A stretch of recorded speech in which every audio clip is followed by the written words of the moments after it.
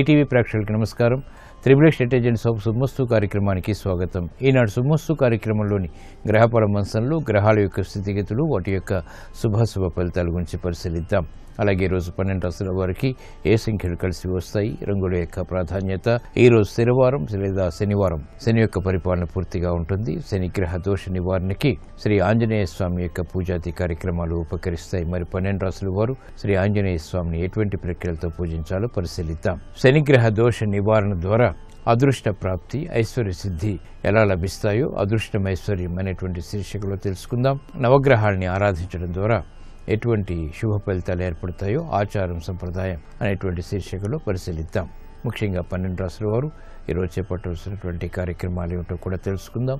ముందుగా నేటి పంచాంగ వివరాలు. శ్రీ హేవలంబి నామ సంవత్సరం, చైత్రమాసం, ఉత్తరాయణం, వసంత ఋతువు. ఈరోజు చైత్ర శుద్ధ పంచమి, దీన్నే శ్రీ పంచమి అంటాం, నాగపంచమి అని కూడా వ్యవహరిస్తాం. చాలా శుభప్రదమైనటువంటి రోజు. వివాహాది, గృహప్రవేశాది శుభకార్యాలకి కూడా అనువైనటువంటి రోజు. ఈరోజు స్థిరవారం లేదా శనివారం, శని యొక్క పరిపాలన పూర్తిగా ఉంటుంది. ఈరోజు చేపట్టేటువంటి ఆధ్యాత్మిక కార్యక్రమాలు, పుణ్య కార్యక్రమాలు, శని జపం, నువ్వుల దానం, ఏకాదశ పూర్వక రుద్రాభిషేకం, విష్ణు సహస్రనామ పారాయణ, లలిత సహస్రనామ పారాయణ, అన్నదానం, గోసేవ ఇత్యాది శుభ ప్రయత్నాలన్నీ కూడా శని యొక్క దోష నివృత్తికి దోహదపడతాయి, ప్రశాంతతను పెంచుతాయి, సమస్యలను పరిష్కరిస్తాయి. ఈ రోజు నక్షత్రం కృత్తికా నక్షత్రం. ఈ నక్షత్రంలో ఈరోజు పుట్టేటువంటి వారికి ఏ పాదంలో పుట్టినప్పుడు కూడా సామాన్య దోషం, సామాన్య శాంతి తప్పనిసరి. ఈ రోజు కృత్తికా నక్షత్రంలో పుట్టేటువంటి వారికి రవి యొక్క మహాదశుడు ప్రారంభమవుతుంది. ప్రస్తుతం రవి యొక్క స్థితి మీన క్షేత్ర స్థితి, బృహస్పతి క్షేత్ర స్థితి, క్షేత్రాధిపతి అయినటువంటి బృహస్పతి వీక్షణ ఉంది కాబట్టి ఇది మంచి యోగాన్ని కలిగిస్తుంది.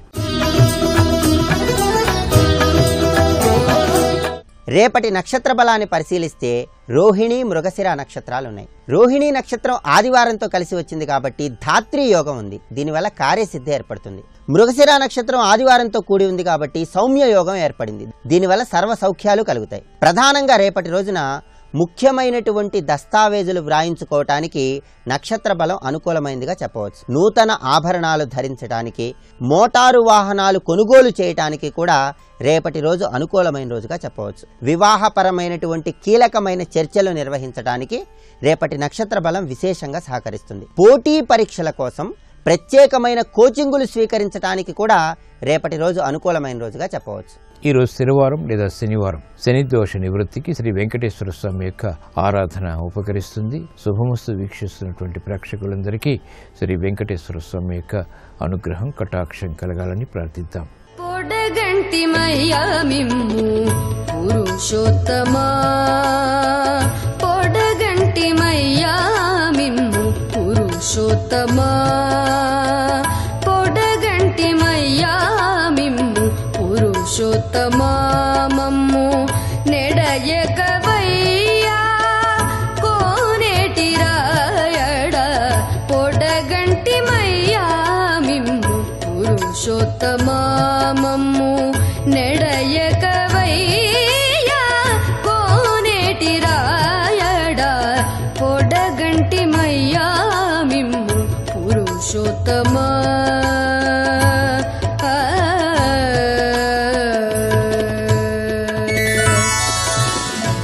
ఇప్పుడు 12 రాశుల వారికి గ్రహాల యొక్క స్థితిగతుల రీత్యా ఏర్పడేటువంటి శుభాశుభ ఫలితాన్ని పరిశీలిద్దాం. ముందుగా మేషరాశి.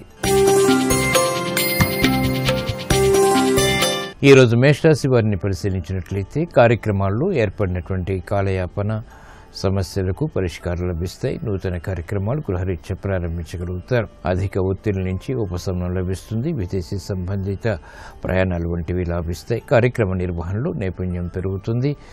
ఆర్థిక స్తోమత కూడా పెరుగుతుంది. కార్యక్రమాలను వేగవంతంగా పూర్తి చేయాలనేటువంటి ప్రక్రియలు ఉపకరిస్తాయి. బాధ్యతతో కూడినటువంటి కార్యక్రమాలు వైద్య వృత్తి వారికి లాభిస్తాయి. క్రీడారంగం వారికి విజయాలు ఏర్పడతాయి. ఆనందకర పరిస్థితులు మహిళల గృహరీత్యా ఆహ్వానించగలుగుతారు. శత్రు భీతి తగ్గుతుంది. కార్యక్రమ నిర్వహణలో నైపుణ్యం విద్యార్థులకి పెరుగుతుంది. క్రమశిక్షణతో కూడినటువంటి కార్యక్రమాలు స్థిరాస్తి రంగం వారికి అనుకూలిస్తాయి. విద్యా సంబంధిత విషయాల్లో విద్యార్థులకి ఆనందకర సంఘటనలు చోటు చేసుకుంటాయి. విజయాలు తథ్యం.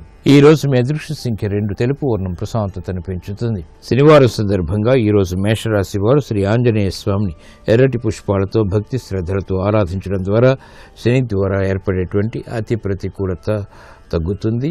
ఆనందకర పరిస్థితుల్ని ఆహ్వానించగలుగుతారు. వాహన కొనుగోలు వంటివి ఈ రోజు మీకు లాభదాయకం, అనుకూలం. ఈ రోజు వృషభ రాశి వారిని పరిశీలించినట్లయితే అలంకరణకి ప్రాధాన్యతనిస్తారు. ఆలోచన సంపత్తి పెరుగుతుంది. రుణ ఒత్తిళ్లు తగ్గుతాయి. ఆదాయాన్ని పెంపొందింప చేసుకునేటువంటి మార్గాలు సులభతరమవుతాయి.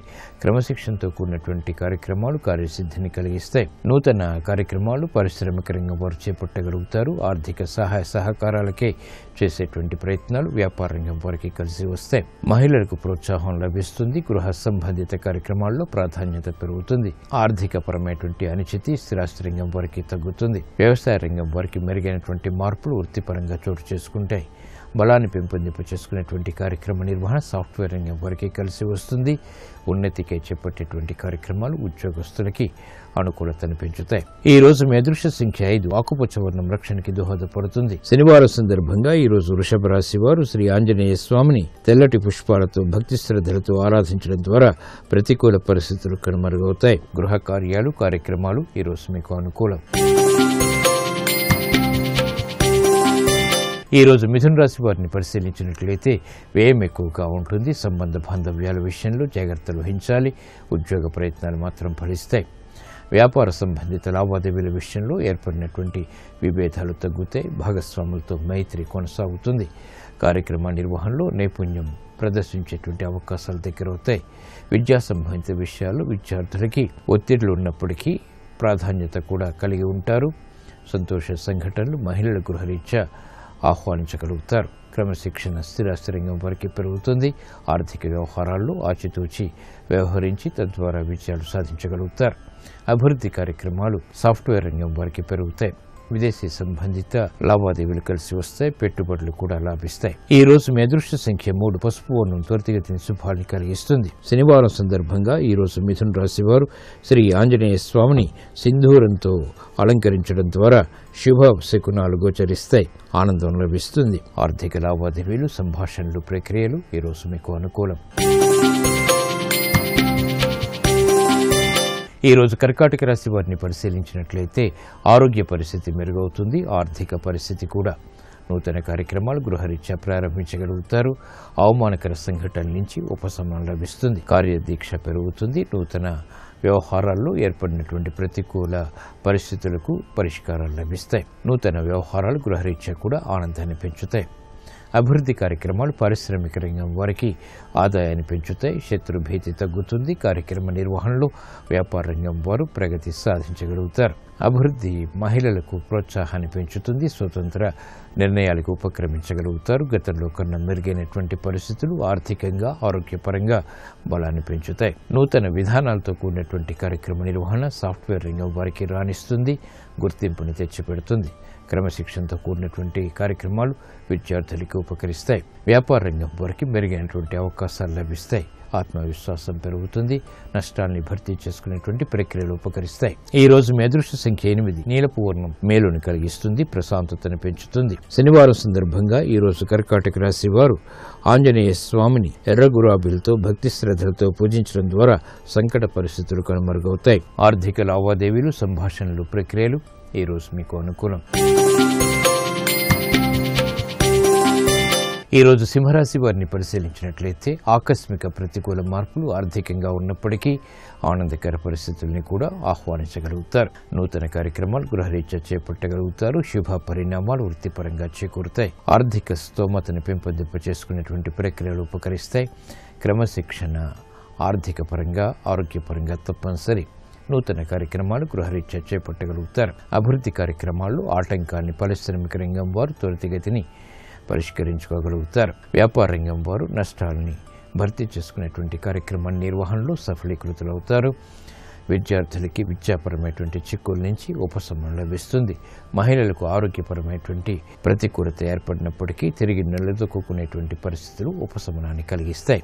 ఈ రోజు మీ అదృష్ట సంఖ్య 5. ఆకుపచ్చ వర్ణం రక్షణకి దోహదపడుతుంది. శనివారం సందర్భంగా ఈరోజు సింహరాశి వారు శ్రీ ఆంజనేయ స్వామిని ఎర్రటి మందారాలతో భక్తి శ్రద్ధలతో పూజించడం ద్వారా సంకట పరిస్థితులు కనుమరుగవుతాయి. ఆర్థిక పరిస్థితి మెరుగవుతుంది. విదేశీ లావాదేవీలు, సంభాషణలు, ప్రక్రియలు ఈరోజు మీకు అనుకూలం. ఈరోజు కన్యారాశి వారిని పరిశీలించినట్లయితే వేగవంతమైనటువంటి నిర్ణయాలు తద్వారా విషయాలు చేతికి అందుతాయి. ఆర్థిక చిరాకులు ఉన్నప్పటికీ అధిగమించగలుగుతారు. ప్రయాణాల విషయంలో జాగ్రత్తలు పాటించాలి. ఆకస్మిక అనుకూల మార్పులు ఆర్థికంగా బలాన్ని పెంచుతాయి. అభివృద్ధి కార్యక్రమాలు సినీ రంగం వారికి కలిసి వస్తాయి. నూతన ఉత్సాహం పెరుగుతుంది.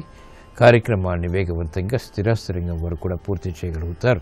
న్యాయవాద వృత్తి వారికి ప్రతికూల పరిస్థితుల్ని అధిగమించేటువంటి శక్తి సామర్థ్యాలు లభిస్తాయి. నూతన కార్యక్రమాల్లో ఏర్పడినటువంటి విఘ్నాలని దూరం చేసుకునేటువంటి ప్రక్రియలు వ్యవసాయ రంగం వారికి ఉపకరిస్తాయి. ఈ రోజు మీ అదృష్ట సంఖ్య 2. తెలుపు వర్ణం ప్రశాంతతను పెంచుతుంది. శనివారం సందర్భంగా ఈ రోజు కన్యా రాశి వారు శ్రీ ఆంజనేయ స్వామిని తెల్లటి పుష్పాలతో భక్తి శ్రద్ధలతో పూజించడం ద్వారా ఉత్తమ విజయాలు సాధించగలుగుతారు. ఆరోగ్య పరీక్షలు ఈ రోజు మీకు మేలుని కలిగిస్తాయి.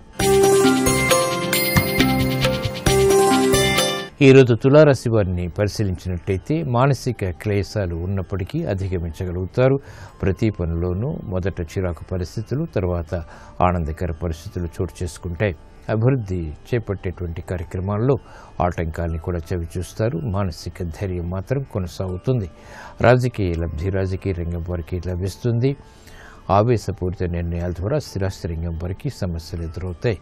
కార్యక్రమ నిర్వహణలో కార్యసిద్ధి విద్యార్థులు క్రమశిక్షణతో మాత్రమే పొందగలుగుతారు. మహిళలు ఆరోగ్య విషయంలో జాగ్రత్తలు పాటించాలి. ఆదాయంతో కూడినటువంటి ఆస్తుల విషయంలో జాగ్రత్తలు వహించాలి. నూతన కార్యక్రమాలు వృత్తిపరంగా న్యాయవాద వృత్తి వారు చేపట్టగలుగుతారు. సంకోచాలు వీడిపోతాయి. ఈ రోజు మీ అదృష్ట సంఖ్య 8. నీలపు వర్ణం మేలుని కలిగిస్తుంది. శనివారం సందర్భంగా ఈ రోజు తులారాశి వారు శ్రీ ఆంజనేయ స్వామిని ఎర్రగన్నేరు పూలతో భక్తి శ్రద్ధలతో పూజించడం ద్వారా మానసిక ధైర్యం పెరుగుతుంది. ధైర్యంతో కూడినటువంటి కార్యక్రమాలు తద్వారా విజయాలు సిద్ధిస్తాయి. రుణ ప్రయత్నాలు ఈ రోజు మీకు అనుకూలం. ఈరోజు వృశ్చిక రాశి వారిని పరిశీలించినట్లయితే మిత్రుల ద్వారా లబ్ధి చేకూరుతుంది. ఆలోచన సంపత్తి పెరుగుతుంది. కార్యసిద్ధికే చేపట్టేటువంటి కార్యక్రమాల్లో మంచి సంఘటనలు చోటు చేసుకుంటే అభిమానంతో కూడినటువంటి కార్యక్రమాలు ఆనందాన్ని పెంచుతాయి. కార్యక్రమ నిర్వహణలో ఏర్పడినటువంటి ప్రతిష్టంభన తొలగిపోతుంది. ఆర్థిక సమస్యలు పారిశ్రామిక రంగం వారికి పరిష్కరింపబడతాయి.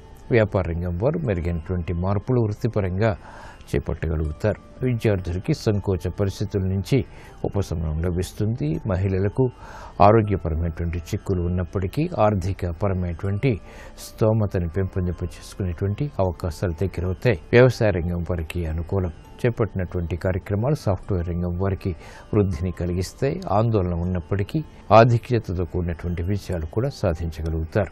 ఈ రోజు మీ అదృష్ట సంఖ్య 5. ఆకుపచ్చ వర్ణం రక్షణకి దోహదపడుతుంది. శనివారం సందర్భంగా ఈ రోజు వృశ్చిక రాశి వారు శ్రీ ఆంజనేయ స్వామిని కనకాంబరాలతో భక్తి శ్రద్ధలతో పూజించడం ద్వారా మానసిక క్లేశాలు కనుమరుగవుతాయి. వ్యాపార ఒప్పందాలు ఈ రోజు మీకు అనుకూలం. ఈ రోజు ధనుసు రాశి వారిని పరిశీలించినట్లయితే అయోమయ పరిస్థితుల నుంచి విముక్తి లభిస్తుంది. ఆలోచన విధానంలో ఏర్పడినటువంటి దోషాల ద్వారా సమస్యలు ఎదురవుతాయి. అయినప్పటికీ పరిష్కరింపబడతాయి. ఆర్థిక క్రమశిక్షణ తప్పనిసరి. ఆరోగ్య క్రమశిక్షణ కూడా. నూతన బాధ్యతలు పెరుగుతాయి. ఉక్కిరి బిక్కిరి చేసేటువంటి సంఘటనలు గృహపరంగా ఉన్నప్పటికీ నెట్టుకురాగలుగుతారు. పిల్లల విషయంలో శ్రద్ధ తప్పనిసరి. ఆటంకాల్ని అధిగమించలేనటువంటి పరిస్థితులు కొన్నిసార్లు విస్మయాన్ని కలిగిస్తాయి. బాధ్యతతో కూడినటువంటి కార్యక్రమాలు పారిశ్రామిక రంగం వారికి తప్పనిసరి. వ్యాపార అభివృద్ధిలో ఆటంకాల్ని వ్యాపార రంగం వారు చవిచూస్తారు. విద్యార్థులు చేపట్టినటువంటి కార్యక్రమాలపై శ్రద్ధని పెంపొందింపు చేసుకోలేకపోతారు. కుటుంబ పరిస్థితులపై మహిళలకు మనోవేదన పెరుగుతుంది. కార్యక్రమ నిర్వహణలో ఏర్పడినటువంటి ప్రతికూలత స్థిరాస్తి రంగం వారిని ఉక్కిరిబిక్కిరి చేస్తుంది. కాబట్టి జాగ్రత్తలు వహించాలి. ఈ రోజు మీ అదృష్ట సంఖ్య 3. పసుపు వర్ణం త్వరితగతిని శుభాన్ని కలిగిస్తుంది. శనివారం సందర్భంగా ఈ రోజు ధనుస్సు రాశి వారు శ్రీ ఆంజనేయ స్వామిని నందివర్ధనాలతో భక్తి శ్రద్ధలతో పూజించడం ద్వారా నష్టద్రవ్య ప్రాప్తి ఏర్పడుతుంది. ఆరోగ్య పరీక్షలు ఈరోజు మీకు మేలుని కలిగిస్తాయి. ఈరోజు మకర రాశి వారిని పరిశీలించినట్లయితే మానసిక ధైర్యం కలిగి ఉంటారు. ఆధ్యాత్మిక కార్యక్రమాల ద్వారా సంతృప్తికర సంఘటనలు చోటు చేసుకుంటాయి. ఉద్యోగ ప్రయత్నాలు ఫలిస్తాయి. చేపట్టినటువంటి కార్యక్రమాల్లో సులభ పరిష్కారాలు ఆనందాన్ని పెంచుతాయి. వృత్తిలో అభివృద్ధి గోచరిస్తుంది. నూతన కార్యక్రమాలు గృహరీత్యా కూడా బలాన్ని పెంచుతాయి. మహిళలకు ప్రోత్సాహం ప్రారంభమవుతుంది. ఆర్థిక సమస్యలకు పరిష్కారాలు పొందగలుగుతారు. సినీ రంగం వారికి మెరుగైనటువంటి అవకాశాలు లభిస్తాయి. నూతన వస్తు కొనుగోళ్లు వంటివి స్త్రీలకు శుభాన్ని కలిగిస్తాయి. అభివృద్ధి కార్యక్రమాల్లో క్రీడారంగం వారికి కూడా ప్రగతి కొనసాగుతుంది. నూతన సమస్యల ద్వారా ఏర్పడినటువంటి ప్రతికూలత స్థిరాస్తి రంగం వారికి తగ్గుతుంది. న్యాయవాద వృత్తి వారు జాగ్రత్తతో కూడినటువంటి నిర్ణయాల ద్వారా కోర్టు సంబంధిత వ్యవహారాల్లో విజయాలు సాధించగలుగుతారు. ఈ రోజు మీ అదృష్ట సంఖ్య 8. నలుపు వర్ణం ప్రశాంతతను పెంచుతుంది. శనివారం సందర్భంగా ఈ రోజు మకర రాశి వారు శ్రీ ఆంజనేయ స్వామిని చామంతులతో భక్తి శ్రద్ధలతో పూజించడం ద్వారా విశేష ప్రజ్ఞతో కూడినటువంటి కార్యక్రమాలు తద్వారా విజయాలు చేతికందుతాయి. అదృష్ట సంఘటనల్ని ఆహ్వానించగలుగుతారు. గృహ కార్యాలు కార్యక్రమాలు ఈ రోజు మీకు అనుకూలం. ఈరోజు కుంభరాశి వారిని పరిశీలించినట్లయితే ఆదాయాన్ని పెంపొందింపు చేసుకోగలుగుతారు. మానసిక ధైర్యం కలిగి ఉంటారు. దూకుడు నిర్ణయాల ద్వారా కూడా సమస్యలు పరిష్కరింపబడతాయి. అభివృద్ధి కార్యక్రమాల్లో ఆటంకాలు తొలగిపోతాయి. గృహ సంబంధిత కార్యక్రమాల్లో అభివృద్ధి గోచరిస్తుంది. గతంలో కన్నా మెరుగైనటువంటి పరిస్థితులు గృహపరంగా బలాన్ని పెంచుతాయి. ఆర్థిక వ్యవహారాలు పారిశ్రామిక రంగం వారికి కలిసి వస్తాయి. క్రీడారంగం వారికి మెరుగైనటువంటి విజయాలు సిద్ధిస్తాయి. ధైర్యంతో కూడినటువంటి కార్యక్రమ నిర్వహణ తద్వారా విజయాలు చేతికి అందుతాయి. క్రమశిక్షణతో మహిళలకు ప్రోత్సాహం పెరుగుతుంది. ఆత్మవిశ్వాసాన్ని పెంపొందింపు చేసుకునేటువంటి కార్యక్రమ నిర్వహణ క్రీడారంగం వారికి కలిసి వస్తుంది. ఈ రోజు మీ అదృష్ట సంఖ్య 8. నీలపు వర్ణం మేలుని కలిగిస్తుంది. శనివారం సందర్భంగా ఈ రోజు కుంభరాశి వారు శ్రీ ఆంజనేయ స్వామిని మందారాలతో భక్తి శ్రద్ధలతో పూజించడం ద్వారా ఆర్థిక పరిస్థితి మెరుగవుతుంది. ఆధ్యాత్మిక కార్యాలు కార్యక్రమాలు ఈ రోజు మీకు అనుకూలం, లాభదాయకం. ఈరోజు మీనరాశి వారిని పరిశీలించినట్లయితే సంతృప్తికర సంఘటనలు గృహరీత్యా చోటు చేసుకుంటే అలంకరణకి ప్రాధాన్యతను ఇస్తారు. అధిక ఖర్చులు ఉన్నప్పటికీ ఆదాయం కూడా సమాంతరంగా ఉంటుంది. సంభాషణల విషయంలో ఏర్పడినటువంటి ప్రతికూలత తగ్గుతుంది. సమస్యలు పరిష్కరింపబడతాయి. మిత్రుల ద్వారా లబ్ధి చేకూరుతుంది. శత్రు భీతి తగ్గుతుంది. కార్యక్రమాలను వేగవంతంగా పారిశ్రామిక రంగం వారు ప్రారంభించగలుగుతారు. వ్యాపార అభివృద్ధి వ్యాపార రంగం వారికి ఆనందాన్ని పెంచుతుంది. మహిళలకు ఆరోగ్యపరమైనటువంటి చిక్కులకు సమస్యలకు పరిష్కారాలు లభిస్తాయి. క్రమశిక్షణ ద్వారా విద్యార్థులు విజయాలు సాధించగలుగుతారు. పట్టుదలతో కూడినటువంటి కార్యక్రమాలు తద్వారా విజయాలు బలాన్ని పెంచుతాయి. క్రీడారంగం వారికి అనుకూలం. సినీ రంగం వారికి అవకాశాలు మెండుగా లభిస్తాయి. ఆదాయం కూడా పెరుగుతుంది. ఈ రోజు మీ అదృష్ట సంఖ్య 2. తెలుపు వర్ణం ప్రశాంతతను పెంచుతుంది. శనివారం సందర్భంగా ఈ రోజు మీనరాశి వారు శ్రీ ఆంజనేయ స్వామిని నందివర్ధనాలతో భక్తి శ్రద్ధలతో పూజించడం ద్వారా శుభ పరిణామాల్ని ఆహ్వానించగలుగుతారు. సఖ్యత పెరుగుతుంది. పెట్టుబడులు ఈ రోజు మీకు రాణిస్తాయి.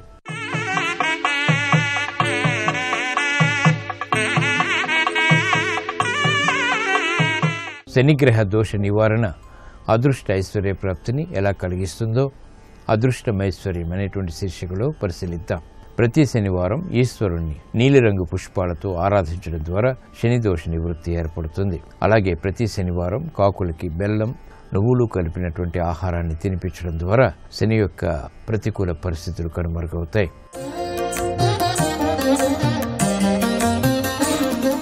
నవగ్రహ మండపాలలో నవగ్రహాన్ని ఏ విధంగా ఆరాధించాలో ఆచారం సంప్రదాయం అనేటువంటి శీర్షికలో పరిశీలిద్దాం. నవగ్రహ జపాలు ముఖ్యంగా 3 పద్ధతుల్లో చేస్తారు. మొదటిది వేదమంత్రాలతో చేసేది. వీటిని తప్పనిసరిగా గురువు వద్దనే నేర్చుకోవాలి. రెండో రకం బీజ మంత్రాలు. ఇవి దాదాపుగా అన్ని పంచాంగాల్లో దొరుకుతాయి. వీటికి కూడా పురశ్చరణతో పాటు తర్పణ హోమాలు నిర్వహించుకోవాల్సి వస్తుంది. ఇవి కూడా కాకుండా నవగ్రహ ధ్యాన శ్లోకాలు ఉంటాయి. వాటికి ఎదురుగా ఆ శ్లోకాన్ని జపించవలసినటువంటి సంఖ్య కూడా ఉంటుంది. రవికి గోధుమలు, చంద్రుడికి బియ్యం, కుజుడికి కందులు, బుధుడికి పెసలు, బృహస్పతికి శనగలు, రాహుకి మినుములు, కేతువుకి ఉలవలు, శనికి నువ్వులు ఇత్యాది ధాన్యాలతో నవగ్రహాలని పూజించడం ద్వారా శుభ ఫలితాలు ఏర్పడతాయి.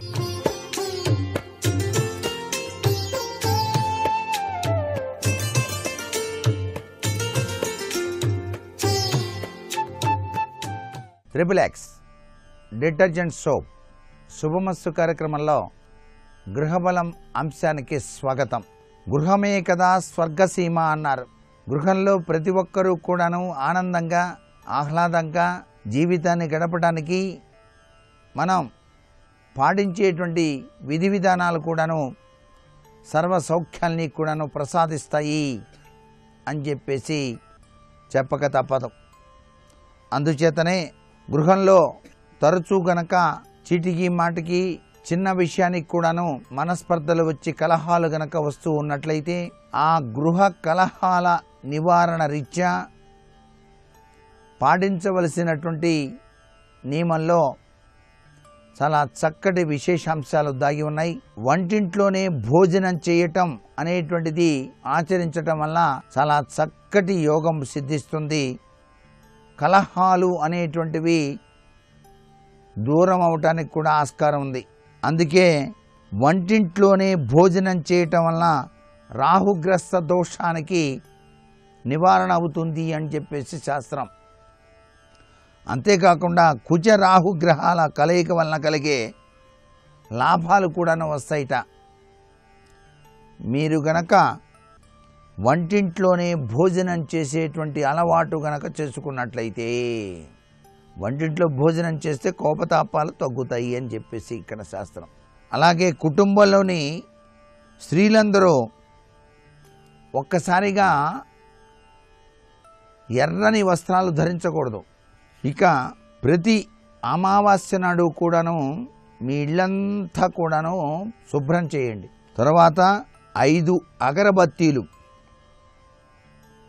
వెలిగించి ఇళ్ళంతా కూడాను తిప్పండి. అలా గనక చేసినట్లయితే మీ ఇంట్లో ఎల్లప్పుడూ కూడాను సుఖ సంతోషాలు విరాజిల్లుతాయి. ప్రతినిత్యం కూడాను మనం పూజ చేసిన తర్వాత హారతి వెలిగిస్తాం. ఆ హారతి భగవంతునికి మాత్రమే చూపిస్తూ ఉంటారు చాలామంది. అలా కాకుండా ప్రతినిత్యము కూడా ముద్ద హారతి కర్పూరం వెలిగించి ఆ హారతి కర్పూరం వెలిగించిన వంటి దాన్ని పట్టుకొని ఇల్లంతా కూడాను చూపించడం వల్ల చాలా చక్కటి యోగం సిద్ధిస్తుందండి. అంటే తెలియకుండానే అతీంద్రియమైనటువంటి శక్తి పుంజాలు మీ గృహంలో ప్రవేశించి దుష్టశక్తులు అనేటువంటివి పారిపోతాయి. అందుకనే ధూపం వేయండి అయ్యా అంటారు. పసిపిల్లలు ఉన్న ఇళ్లలో ప్రతినిత్యం కూడాను ఆ పసిపిల్లలకి స్నానం చేసిన తర్వాత తప్పనిసరిగా బొగ్గుల మీద ఆ యొక్క సాంబ్రాణి వేస్తారు. మన సంప్రదాయం వెనకాల దాగిన పరమార్థం ఇది. సహసిద్ధంగా చిన్నపిల్లలకు బాలారిష్టాలు వస్తాయి. అలాంటివి రాకుండా కూడాను సంరక్షించడానికి ఈ యొక్క సాంబ్రాణి పొగ చక్కగా సహకరిస్తోంది. అలాగే ఇంట్లో ఉండేటువంటి తలుపులు కిటికీలు వీటన్నిటికీ కూడా వాటి మరలు ఉంటాయి చూసారా, స్క్రూలు. ఆ స్క్రూలకి నూనె వేస్తూ ఉండండి అప్పుడప్పుడు కూడా. ఎందుకంటే గడిగ వేసేటప్పుడు మూత రాకూడదు. తలుపులు కిర్రుమనే శబ్దం చేయకూడదు తలుపులు వేసేటప్పుడు తీసేటప్పుడు. అలా గనక జరిగితే ఇంట్లో లక్ష్మీదేవి ఉండదు. తెల్ల చందనంతో చేసినటువంటి ఏదైనా సరే ఒక విగ్రహాన్ని, చిన్న విగ్రహాన్ని ఇంట్లో అందరికీ కనపడే విధంగా ఉంచాలండి. దీనివల్ల కుటుంబంలో క్లేశాలు అనేటువంటివి తొలగిపోయి పరస్పర స్నేహభావాలు విశ్వాసం పెంపొందుతాయి. ప్రతినిత్యం మనం గనక చందనంతో స్వామిని అలంకరించినట్లయితే చందనం బొట్టు పెట్టి కుంకం పెట్టండి, చాలా చక్కటి శాంతి ఏర్పడుతుంది. అందుకే కుటుంబ సభ్యులందరూ చూచే విధంగా చందనపు బొమ్మను గనక హాలులో గనక ఏర్పాటు చేసినట్లయితే సఖ్యతా స్వరూపాలు విరాజిల్లుతాయి అని చెప్పేసి శాస్త్రం. మరికొన్ని ముఖ్య విషయాలు రేపటి శుభమస్తు కార్యక్రమంలో తెలుసుకుందామా? మరి సర్వే జనా సుఖినో భవంతు.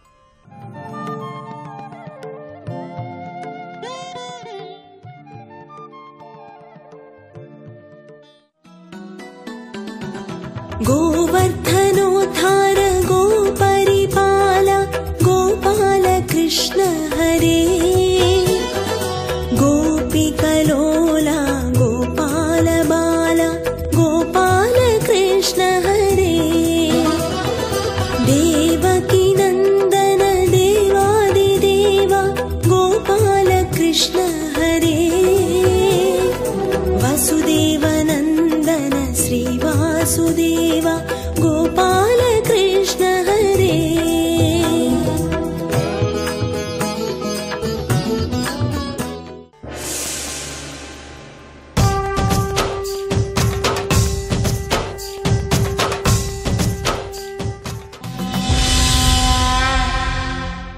కారాగారంలో జరాసంధుడి చేత బంధింపబడినటువంటి రాజులందరినీ కూడా విడుదల చేశారు.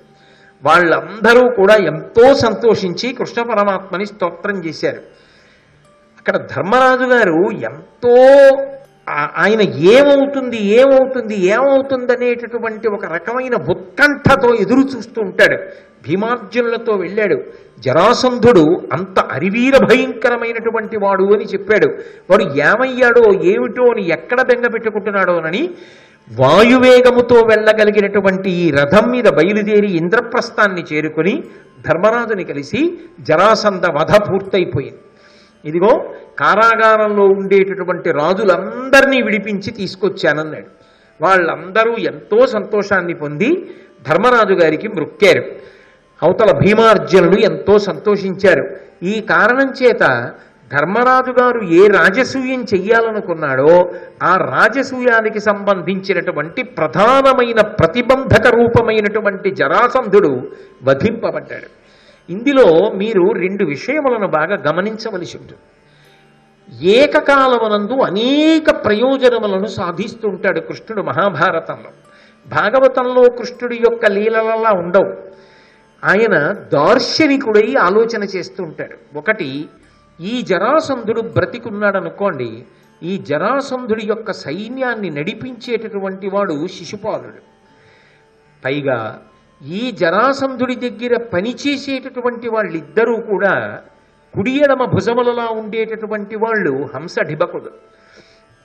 జరాసంధుడు, హంసడిభకులు, శిశుపాలుడు వీళ్ళందరూ కలిసి రేపొద్దున్న యుద్ధానికి రావలసి వచ్చిందనుకోండి, నిస్సందేహంగా వీళ్ళందరూ కూడా దుర్యోధనుడి పక్షాన నిలబడతారు. వీళ్ళు పాండవ పక్షాన నిలబడరు. ఎందుకంటే వాళ్ళకి ధర్మపక్షపాతం లేదు. కృష్ణుడి మీద అనేక పర్యాయములు దండెత్తినవాడు కాబట్టి ఖచ్చితంగా జరాసంధుడు దుర్యోధనుడి పనుకున్న యుద్ధానికి వస్తాడు. కురుక్షేత్ర సంగ్రామ భూమిలో వీళ్ళందరినీ కలిపి నిలబెట్టడం జరిగిందనుకోండి, కంసుడు, జరాసంధుడు, హంసడిభకులు, శిశుపాలుడు, అలాగే ఆ పూతన, శకటాసురుడు, తృణావర్తుడు, ఇటువంటి రాక్షసులు అధర్మాత్ములు అందరూ వచ్చి నిలబడ్డారనుకోండి, దానికి తోడు భీష్ముడు, ద్రోణుడు, అశ్వత్థామ, కృపాచార్యుడు, కర్ణుడు వీళ్ళందరూ కూడా తోడయ్యారనుకోండి, యథార్థానికి పాండవులకు అంత తేలిక కాదు విజయం. అసలు ఆ యుద్ధం ఎప్పటికి తేలుతుంది అంటే చెప్పడం సాధ్యం కాదు. సైన్యం అంతా కూడా భీతావహమైపోతుంది జరాసంధుడే యుద్ధం చేస్తే. అందుకే అసలు యుద్ధానికి వెళ్ళేంత వరకు కురుక్షేత్ర సంగ్రామ భూమి యందు వచ్చి నిలబడిన తరువాత అధర్మాత్ములందరినీ కలిపి కట్టకట్టి పడగొడదామని కృష్ణుడు ఆలోచించలేదు. అవకాశాన్ని కల్పించుకు పడగొడుతూ వెళ్ళిపోయాడు. అందుకే దానవ శిల్పి అయినటువంటి మయుడు వచ్చి ఏం కావాలని అడిగితే కాసేపు ఆలోచించాడు. అంత గొప్ప సభామంటపం కావాలన్నాడు. ఆ సభామంటపంలో ఏమైంది అంటే చిట్ట చివరికి తన అవతార ప్రయోజనములలో ఒకటైనటువంటి శిశుపాల వధ జరిగింది. తనకి అర్ఘ్యమిచ్చారు. రాజసూయము పూర్తయింది. ధర్మరాజు గారు సార్వభౌముడయ్యాడు. తనని నమ్ముకున్న వాడి కోరిక తీరింది. అలాగే రాజసూయం అన్న నెపంతో రాజసూయం జరగాలన్న ధర్మరాజు గారి కోరిక తీరడానికి అడ్డు జరాసంధుడు వస్తానని చెప్పి భీమార్జునుల్ని తీసుకెళ్ళి ఒక్క జరాసంధుడితోటే భీముడు యుద్ధం చేసేటట్టుగా చేసి జరాసంధుడు మరణించేటట్టు చేశాడు. అసలు నిజానికి ధర్మరాజు గారు ప్రశాంతంగా బతకగలిగేవాడా ఇలాంటి వాళ్ళందరూ ఉంటే? అందుకే ఎక్కడికక్కడ పరమాద్భుతమైనటువంటి ఆలోచన చెయ్యడం, తనని నమ్ముకున్నటువంటి వాళ్ళకి ఏవి ప్రమాదకరమైన ప్రతిబంధకములో ఆ ప్రతిబంధకములు వివరించి చెప్పి తొలగించడం. నిజంగా ఢక్కాల దగ్గరికి వెళ్ళినప్పుడు కృష్ణ పరమాత్మ చెప్పి ఉండకపోతే భీమార్జునులు ఇద్దరూ ప్రమాదంలో పడేవారు కదా. యుద్ధం జరిగిన తర్వాత ఎలా ఉండేదో, కానీ ఆ యుద్ధం యొక్క తీరు ఎలా ఉండేదో అప్పుడు జరాసంధుడు మేల్కొని వస్తే, శత్రువులన్న భావనతో బయలుదేరి వస్తే ఆ యుద్ధం తీరు ఎలా ఉండేదో. కానీ ఎక్కడికక్కడ మహానుభావుడు తన వ్యూహరచన కౌశలంతో, తన దార్శనికతతో, తన యొక్క అద్భుతమైనటువంటి నాయకత్వంలో పాండవులను నడిపించి ధర్మాన్ని స్థాపించడం కోసం పెచ్చరిల్లిపోయి అసంఖ్యాకమైపోయినటువంటి ఈ అధర్మాత్ములందరూ కట్టకట్టుకుని కురుక్షేత్రానికి రాకుండా చేయడం కోసం అంచెలంచెల మీద ఎక్కడి వారిని అక్కడ అంత జాగ్రత్తగా సంహార ప్రక్రియ యందు తీసేస్తూ వెళ్ళాడు. నిజంగా అందుకే కృష్ణ పరమాత్మ యొక్క ఆలోచన ధోరణి కానీ, ఆయన మాట తీరు కానీ, ఆయన యొక్క పౌరుష ప్రతాపాలు కానీ, భక్త సంరక్షణ దీక్ష కానీ, అన్నిటినీ మించి ఆయన యొక్క ధర్మ సంరక్షణం కానీ పరమాద్భుతాలు. అందుకే 1కి 10 మార్లు చెప్తూ ఉంటాడు, ఎవడు ధర్మమును పట్టుకున్నాడో వాడు సర్వకాలముల యందు రక్షింపబడతాడు, ఎవడు అధర్మాన్ని పట్టుకుని నేను క్షేమంగా ఉన్నాను అనుకుంటాడో వాడు ఎప్పటికైనా మడిసిపోతాడు, వాడు శాశ్వతమైన కీర్తిని ఆర్జించలేడు. ధర్మమే శ్రేయోదాయకమన్న విషయాన్ని 1కి 10 మార్లు మనకి చెప్తూ ఉంటాడు.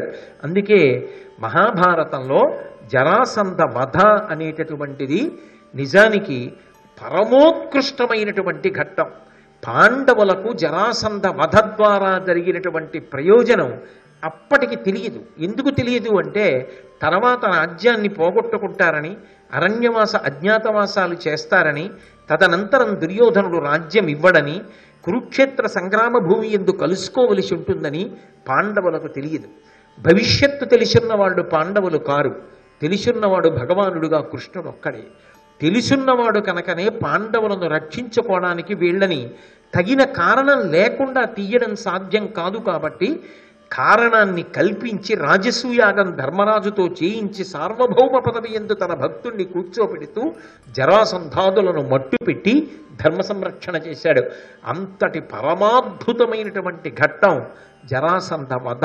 అందుకే పెద్దలు ఇప్పటికీ కూడా ఒక మాట చెప్తూ ఉంటారు, మహాభారతంలో కృష్ణుడి యొక్క గొప్పతనాన్ని విచారణ చెయ్యడం, ఇటువంటి అధర్మాత్ములు పడిపోవడం గురించి వినడం వల్ల ఏమవుతుంది అంటే సమాజమునకు శాంతి, వ్యక్తులకు శాంతి, లోకమునకు శాంతి, అందరూ ప్రశాంతత పొందుతారు, అందరూ సంతోషంగా ఉంటారు. అందరికీ అన్ని ఫలితములను ఈశ్వరానుగ్రహము చేతనే అందించగలిగినటువంటి గొప్ప గొప్ప విశేషములతో కూడుకున్న సమాహారము భారతమునందు ఈ ఆఖ్యానములు.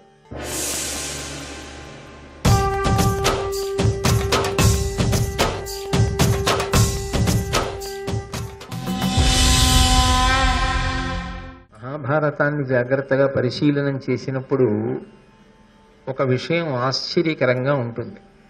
అది ప్రత్యేకించి జరాసంధ వధ విషయంలో.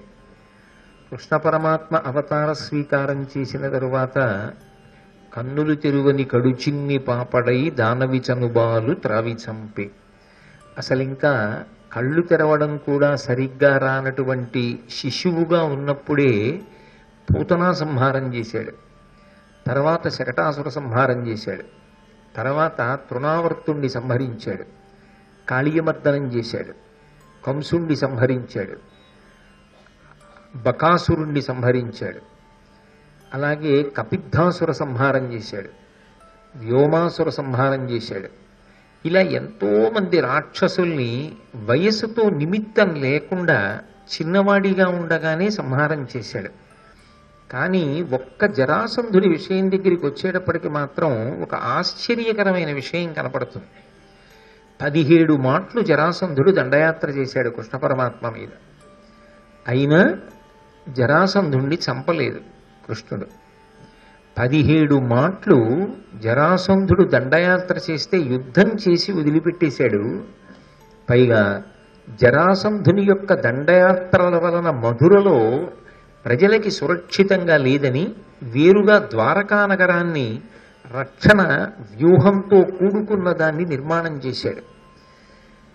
పైగా తదనంతర కాలమునందు జరాసంధుణ్ణి సంహారం చేయించినప్పుడు కూడా ఆయన ప్రత్యక్షంగా యుద్ధంలో పాల్గొనలేదు, భీమసేనుడి చేత చంపించాడు.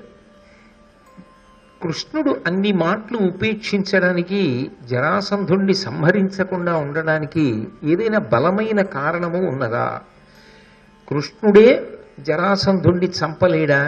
ఇంతమంది రాక్షసుల్ని సంహారం చేసినటువంటి వాడు, సాక్షాత్ భగవానుడైనటువంటి వాడు, పరిపూర్ణావతారమైన వాడు, ఆయన తలుచుకుంటే సుదర్శన చక్రాన్ని ప్రయోగించి జరాసంధుణ్ణి సంహరించడం కష్టమా అంటే మీరు ఇందులో 3 విషయాల్ని బాగా పరిశీలించవలసి ఉంటుంది. ఒకటి, జరాసంధుడు ఏ ఆయుధము చేత కూడా మరణించడు, పరమశివుడి యొక్క వరాన్ని పొందాడు.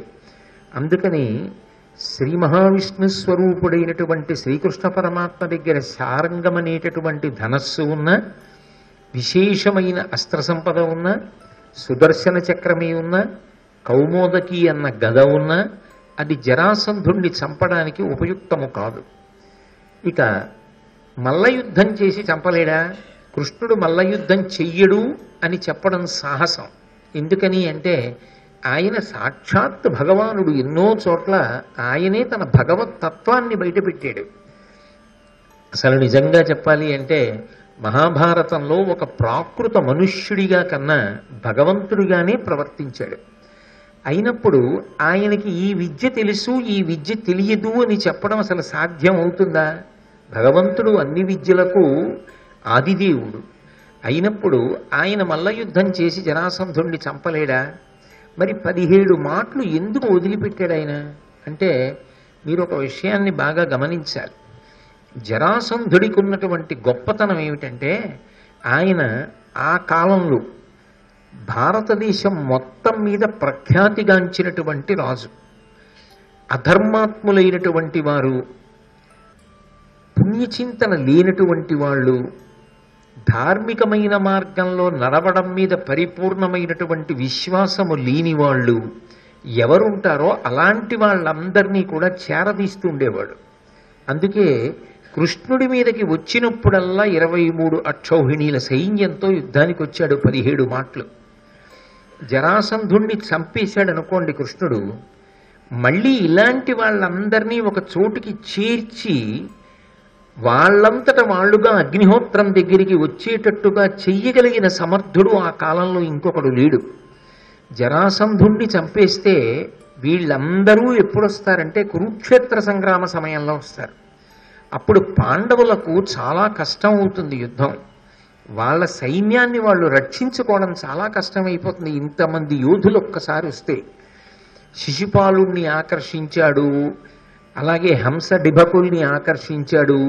ఇలాంటి వాడు బ్రతికి ఉంటే ఎంతమందిని కూడగట్టగలడో అధర్మాత్ముల్ని అంతమందిని కూడగడతాడు. అంతమందిని కూడగట్టి వచ్చినప్పుడల్లా ఓడిపోయి ఆ సైన్యము నశించిపోతూ ఉండాలి. జరాసంధుడు బతికుండాలి. మళ్ళీ వెడతాడు, మళ్ళీ పోగెడతాడు, మళ్ళీ తీసుకొస్తాడు, మళ్ళీ కృష్ణుడికి అప్పచెప్తూ ఉంటాడు. దానివల్ల ఏమైందంటే నిజంగా కురుక్షేత్ర సంగ్రామం ప్రారంభం అయ్యేటప్పటికీ అధర్మం వైపు యుద్ధం చేసేటటువంటి వారి సంఖ్య గణనీయంగా తగ్గించగలిగాడు. అప్పటికి కూడా నిజానికి పాండవ సైన్యం కన్నా కూడా కౌరవ సైన్యం ఎక్కువ ఉంది ఆ సమయంలో కూడా, యుద్ధ సమయంలో. అందుకే జరాసంధుణ్ణి కృష్ణుడు సంహరించలేదు. కానీ ప్రజారక్షణ కొరకు ద్వారకానగర నిర్మాణం చేయించాడు. ఇక 3, చిట్ట చివర కూడా జరాసంధుణ్ణి చంపేటప్పుడు ఆయన చంపకుండా భీముడితో చంపించాడు కదా. అంటే కృష్ణుడికి ఏదైనా పరిమితి ఉందా చంపకుండా ఉండడానికి అన్నప్పుడు ఒక విషయాన్ని ఆలోచించాలి. ధర్మ సంస్థాపన కోసమే దేవతలందరూ వివిధ అంశాలలో అవతరించారు, వివిధ రూపాలలో వచ్చారు. అలా వచ్చిన వాళ్ళలో వాయుదేవుని యొక్క అంశలో వచ్చినటువంటి వాడు భీముడు. ఈ దేవతా బలమంతా కూడా ఎప్పుడూ ఎటువైపు ఉంటుంది అంటే భగవంతుని పక్షాన ఉంటుంది. అటువంటి సహాయంతో భగవంతుడు ఏది చేస్తాడో అది భగవంతుడు చేసిన పని కిందకే వస్తుంది. లేనప్పుడు దేవతాంశలలో వచ్చినటువంటి వారు చెయ్యడానికి ఏ కార్యం లేకుండా అన్నీ కృష్ణుడే చక్కబెట్టేస్తే వచ్చిన ఆ అంశలకి ఏ ప్రయోజనం సిద్ధిస్తుంది? పైగా నేను ఆయుధముల చేత మరణించను అని వరమడిగిన వాడు మల్లయుద్ధం చేత మాత్రమే మరణించాలి. ఒకవేళ కృష్ణుణ్ణి కోరుకునుంటే జరాసంధుడు కృష్ణుడు మల్లయుద్ధం చేసి ఉండేవాడు జరాసంధుడితో. అందులో అనుమానం ఏం లేదు. ఏం రహస్యంగా చంపించలేదు, అందులో కపటం ఏం లేదు. కార్తీక శుద్ధ పాడ్యమి నాడు ప్రారంభమైనటువంటి యుద్ధం కార్తీక శుద్ధ చతుర్దశి నాడు పూర్తయింది. ఆ యుద్ధం జరుగుతున్నప్పుడు ప్రతిరోజు కూడా నగర పౌరులతో కలిసి కొన్ని వేల మంది యుద్ధాన్ని తిలకిస్తూ ఉండేవారు. రాత్రింబవళ్ళు జరిగింది ఆ యుద్ధం.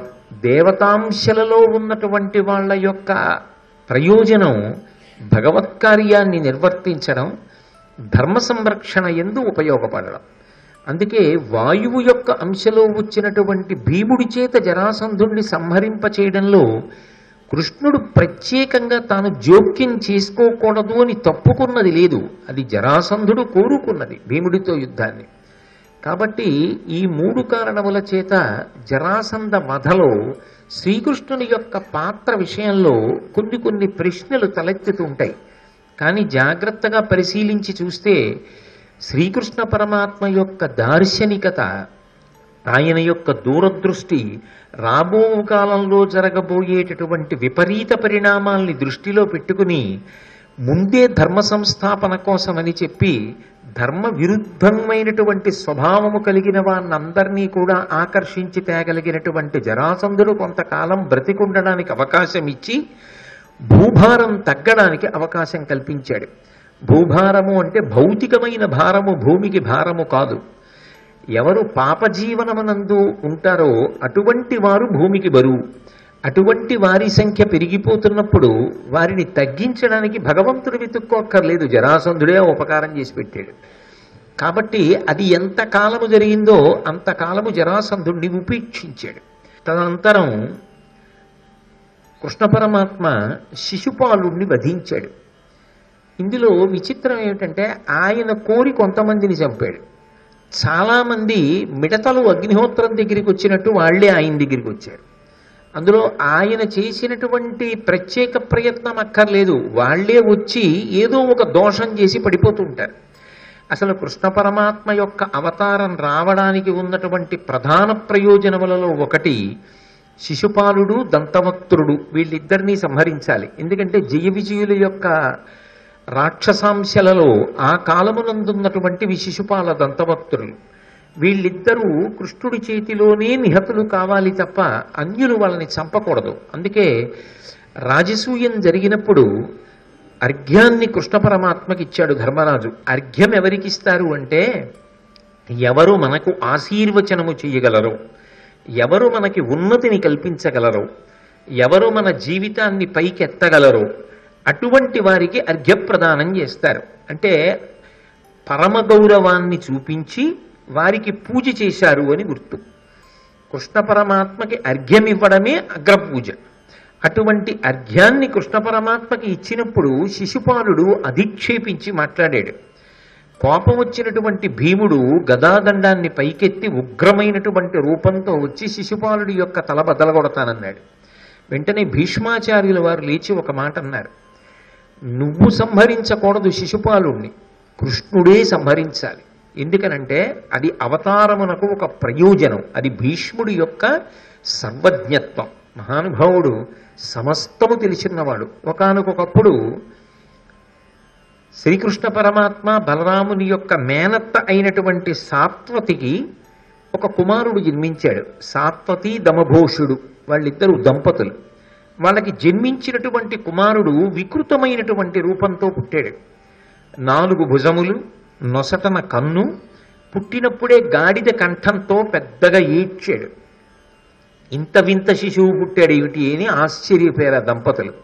అశరీరవాణి పలికింది. మరి అది అవతార ప్రయోజనం కదూ, అందుకని ఎవరు ఈ పిల్లవాణ్ణి ఎత్తుకున్నప్పుడు ఈ 3వ కన్ను లలాటమునందు అణిగిపోతుందో, 2 చేతులు అంతర్ధానమైపోతాయో అటువంటి వాడి చేతిలో ఈ పిల్లవాడు మరణిస్తాడు అని చెప్పి అశరీరవాణి పలికింది. కన్న తల్లి కదు పాపం. ఆ పిల్లవాడు ఎటువంటి వాడు కానివ్వండి, తల్లికుండేటటువంటి ప్రేమ ఎటువంటిది అంటే పిల్లవాడు దీర్ఘాయుష్మంతుడు కావాలి అని కోరుకుంటుంది. అందుకే ఇంటికి ఎవరొచ్చినా ప్రయత్నపూర్వకంగా ఆ తల్లి సాత్వతి ఆ పిల్లవాడిని వచ్చిన వారికి అందించేది. వాళ్ళు ఆ పిల్లవాడిని ఎత్తుకున్నప్పుడు వాడి 3వ కన్ను ఏమైనా లలాటమునందు అణిగిపోయిందా, 2 చేతులు అంతర్ధానం అయిపోయాయా అని పరిశీలిస్తుండేది. ఎందరో వచ్చారు ఇంటికి, వాళ్ళందరికీ పిల్లవాడిని ఇచ్చింది, ఏం అవలేదు. కానీ ఒకప్పుడు బలరామకృష్ణులు వచ్చారు మేనత్తని చూడ్డానికి. శ్రీకృష్ణ పరమాత్మ మానవీయ సంబంధములు నెరపడంలో అగ్రగణ్యుడు. ప్రయత్నపూర్వకంగా మేనత్తల దగ్గరికి వెళ్ళి పలకరించడం, బంధువుల్ని పలకరించడం, ఆ మర్యాద గౌరవం చూపించడం. అందుకే పాండవుల దగ్గరికి వెళ్ళినప్పుడల్లా కుంతీదేవికి ధర్మరాజుకి నమస్కారం చేస్తూ ఉంటాడు. అంతటి ప్రేమైకమూర్తి. కాబట్టి ఒకనాడు మేనత్తని చూడ్డానికి వెళ్ళారు బలరామకృష్ణులు. వెడితే ఆ సాత్వతి ఈ పిల్లవాడిని తీసుకొచ్చి బలరాముడి చేతికి ఇచ్చింది. పెద్దవాడు కదా, అందుకని ముద్దు బలరాముడికి ఇచ్చింది. బలరాముడు ఆ పిల్లవాడిని ఎత్తుకున్నాడు. ఏమి మార్పు చెందలేదు, మేనత్తకి ఇచ్చేశాడు. ఇప్పుడు సాత్వతి ఆ పిల్లవాడిని తీసుకెళ్లి కృష్ణ పరమాత్మ చేతిలో పెట్టింది. కృష్ణ పరమాత్మ పిల్లవాడిని ఎత్తుకున్నాడు. ఎత్తుకోగానే వాడికి ఉన్నటువంటి 4 చేతులలో 2 చేతులు అంతర్ధానమైపోయి 3వ కన్ను లలాటమనందు అణిగిపోయి ఆవిడికి అర్థమైంది. అంటే కృష్ణుడి చేతిలోనే ఈ శిశుపాలుడు మరణిస్తాడు అని.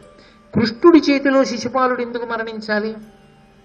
ఒకటే కారణం, సర్వజగద్రక్షకుడైనటువంటి వాడు ఒకడిని సంహరించాడు అంటే అది కూడా రక్షణ యందు అంతర్భాగమే.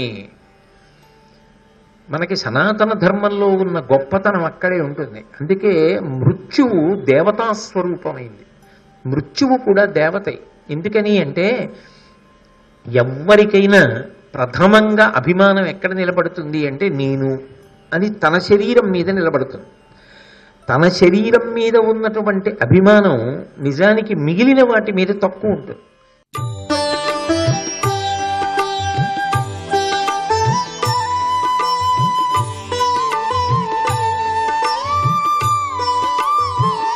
సర్వం శ్రీ ఉమామహేశ్వర పరబ్రహ్మార్పణమస్తు.